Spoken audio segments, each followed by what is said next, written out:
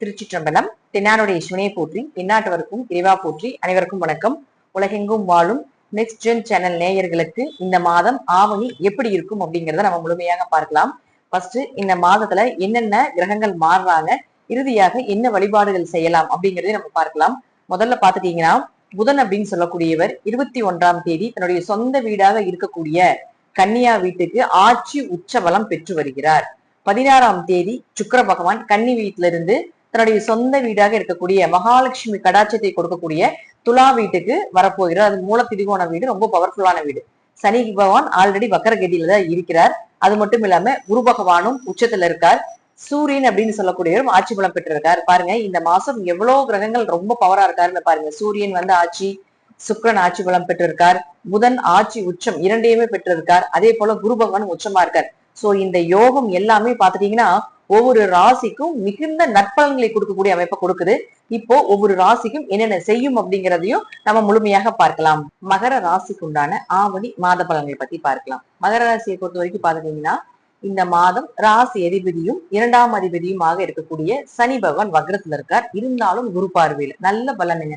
குரு பார்வை இருக்கிற வரைக்கும், அதாவது ராசியும் பார்க்கிறார், உங்களுடைய ராசி அதிபதியாக இருக்கக்கூடிய சனி பகவானையும் பார்க்கிறார். ஏதாவது ஒரு வழியில கெட்டது விளக்கியே கொடுக்கணும் அப்படிங்கிறது விதி. நல்ல பலன்களை மட்டும் தான் கொடுக்க போறார், நல்லதை மட்டும் தான் செய்ய போறார். இருப்பினும் இப்போ கொஞ்சம் பண விஷயத்துல, கொஞ்சம் உடம்பு விஷயத்துல, கொஞ்சம் ஆரோக்கியத்துல சரியில்லாம இருக்கக்கூடிய சூழ்நிலைகள் உங்களுக்கு இருக்கு. அப்ப 4 மற்றும் 11ஆம் அதிபதியாக இருக்கக்கூடிய செவ்வாய் வந்து 6ஆம் வீட்டுல இருக்காரு இல்லையா, அப்ப ஆரோக்கிய சம்பந்தப்பட்ட பிரச்சனை இருக்குது. உடம்ப ரொம்ப கவனமா பாத்துக்கோங்க.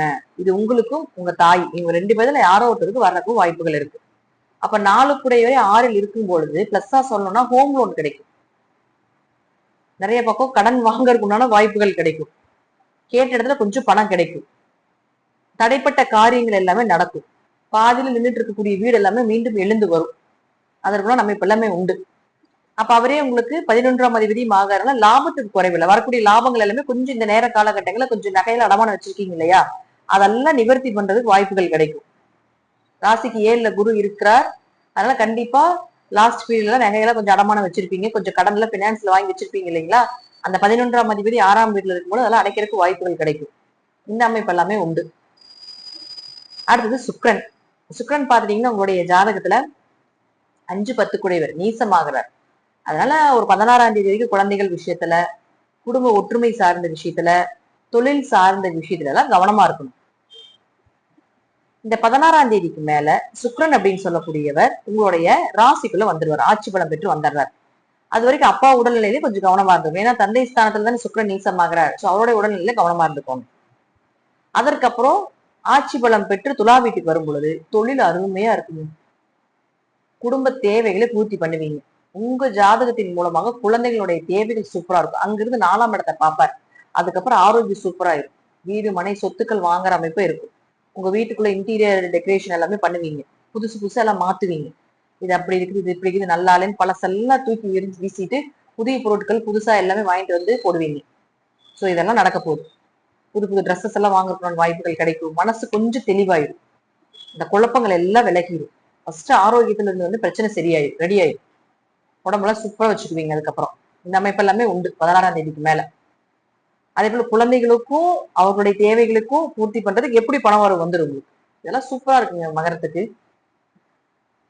அதனால 16ஆம் தேதிக்கு மேலதான் லக்ஸரி. அது வரைக்கும் கொஞ்சம் பொறுமையா போறது நல்லது. அடுத்து புதன் 6-9ஆம் அதிபதி ராசிக்கு 8ல இருக்காரு. பொதுவா 6 கூட 8ல தான் நம்ம சொல்லக்கூடிய விஷயம் என்னன்னா விபரீத ராஜயோகங்கள், திடீர் பணம். ஒரு கெட்டவன் கெட்டால் வீட்டிடும் ராஜயோகம். மறைந்த கிரகம் மறைந்து நின்றால் மிகப்பெரிய யோகம் அப்படின்னு தான் நம்ம சொல்லுவோம். சோ என்ன இருந்தாலும் கொஞ்சம் நோய்களை கொடுப்பார், கொஞ்சம் வேலையில பிரச்சனைகளை கொடுப்பார். ஏன்னா சூரியனோட சேர்ந்து நிற்கும் பொழுது, 6ஆம் அதிபதி சூரியனோட சேர்ந்து கேதோட நிற்கும் பொழுது மேல் அதிகாரிகள் மூலமா பிரச்சனை வரும். உங்களுக்கு மேல வேலை செய்யக்கூடியவர்கள் ஏதாவது உங்களுக்கு டார்ச்சர் பண்ணுவாங்க. அது உங்களுக்கு தெரியாது, கொஞ்சம் லேட்டா தான் தெரியும். ஆனா இது ஸ்டார்ட் ஆகுது இந்த நேரத்துல தான் ஸ்டார்ட் ஆகும். தெரியறது கொஞ்சம் லேட்டா தெரியும். அதனால முன்னெச்சரிக்கையாகவே கொஞ்சம் கவனமா இருந்துக்கிறது நல்லது. 8ல கிரகம் இருக்கக்கூடாதுங்க. அது வருங்க சூரியன் கேது புதன் 3 பேருமே இருக்கும்போது கொஞ்சம் 21ஆம் தேதி வரைக்கும் கவனமா இருந்துக்கோங்க. அப்பா விஷயத்துல, வேலை விஷயத்துல, கடன் விஷயத்துல, நோய் விஷயத்துல எல்லாம் கொஞ்சம் கவனமா இருந்தது. அதுக்கப்புறம் பாருங்க புதன் 21ஆம் தேதிக்கு மேல 9ஆம் வீட்டுக்கு வந்துடுவார். அதுக்கப்புறம் இது எல்லாமே சரியாயிடும். ஆட்சி உச்ச பலம் பெறுகிறார். அப்பாவுடைய ஆயுள் நல்லா இருக்கிறது, ஆரோக்கியம் நல்லா இருக்கிறது, உங்களுக்கு வேலையில இருந்த பிரச்சனைகள் விலகிறது, உடம்பு ரீதியாக இருந்த அந்த பிரச்சனைகள் விலகிறது, இதெல்லாம் சரியாயிடும். 8ல சூரியன் ஆட்சி பலம் பெற்று கேதுவோடு இருக்கக்கூடிய காலகட்டங்கள் இந்த மாதம் முழுவதும் இருக்கு.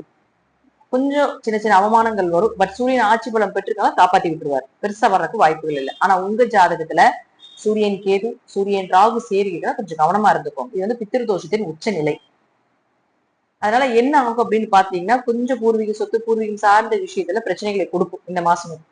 ஆனா நீங்க வர்றதுக்கு முன்னாடி, அதாவது நீங்க பிறக்கிறதுக்கு முன்னாடியே இந்த தோஷம் இருக்குன்னு காட்டி கொடுக்குறது கிரகங்கள். நீங்க வந்ததுக்கு அப்புறம் இது எடுத்து செய்யுங்க அப்படின்னு சொல்லி காட்டி கொடுக்கறது இந்த கிரகங்கள் தான். சோ இந்த வீடியோ நீங்க பாக்குறீங்க அப்படின்னா கொஞ்சம் தவறாம போய் நீங்க பித்திருதோஷ நிவர்த்தி பண்ணிக்கோங்க. இதெல்லாம் உங்களுடைய வாழ்க்கையில மிகப்பெரிய வளர்ச்சி கொடுக்கும். ஏன்னா இந்த சேர்க்கையோட வர்றது இங்க 18 வருஷம் ஆகும் திரும்பி வர்றதுக்கு. சூரியன் ஆட்சி பலம் பெற்று கேது இங்க வர்றதுக்கு 18 வருஷம் ஆகும்.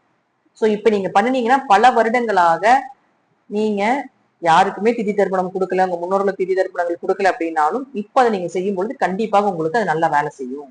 உங்களுடைய வம்சத்தை காப்பாது. பங்காளி வரலீங்க, பங்காளி சண்டை, இதெல்லாம் சூரியன் கேது, சூரியன் ராகுன்னு பங்காளி சண்டை இருக்கத்தான் செய்யும். அண்ணன் தம்பிகளுக்குள்ள அப்பாவுக்குள்ள சண்டை சச்சரவு நிறைய வரும். பூர்வீக சொத்து கிடைக்காது, பூர்வீக ஊர்ல இருக்க முடியாது, இது ஏகப்பட்டதை சொன்னாலும் கூட இதெல்லாம் உடச்சிட்டு நீங்க மட்டும் தனியாவது போய் செஞ்சுட்டு வாங்க. நிச்சயமா உங்க லைஃப் நல்லா இருக்கும். உங்க குடும்பம், உங்களுடைய குழந்தைகள் எல்லாமே சூப்பரா இருப்பாங்க. இதெல்லாம் கொஞ்சம் மகர ராசி பயன்படுத்துவீங்க இந்த மாசம். மகர ராசி வழிபட வேண்டிய தெய்வம் பைரவருடைய வழிபாடும், நாய்க்கு உணவுகள் கொடுப்பதும் ரொம்ப விசேஷம்.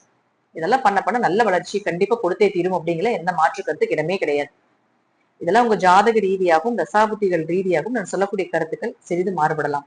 நன்றி. மீண்டும் ஒரு நல்ல பதில சந்திக்கலாம். திருச்சிற்றம்பலம், தில்லையம்பலம், ஸ்ரீ நரசிம்மர் திருவடியில் சரணம்.